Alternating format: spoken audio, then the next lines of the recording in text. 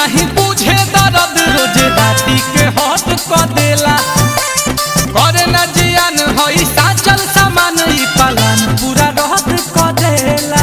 अब खुदिया के जगह हो अरे हमारो मरद नहीं बुझे दर्द रोज राती के हट क देला अरे करे न जियान होई साचल सामान ई पालन पूरा रहत क देला। सुत जाता ने चाहे निखारे आ रात भजवानी हमर कहरे आ खूंटा पकहियो औरत नाई खे पियवा पलंग पर चढ़त नाई खे झुमका के चूम लेता उठावा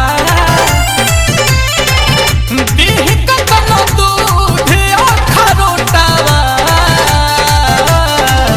आउ करा से आगे बढ़त नाई खे पियवा पलंग पर चढ़त नाई खे।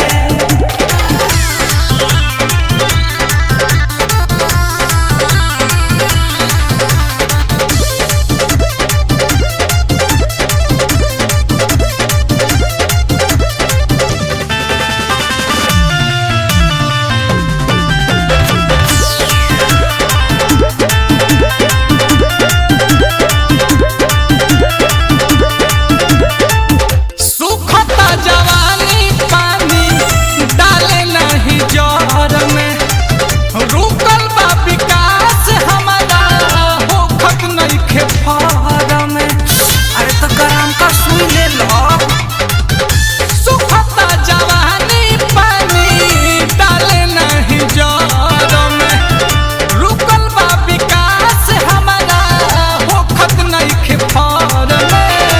लाइक तनो जोर झोंक छोड़ के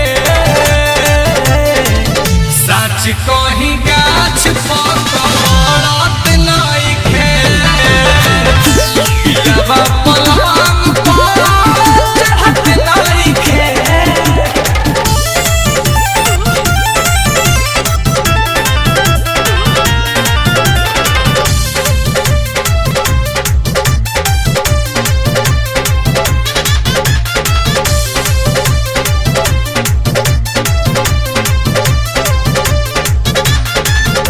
करले अमल नहीं पिया नील कमल बड़े डहे में जजोरी से जी पर न जमल मच मच ना करावेला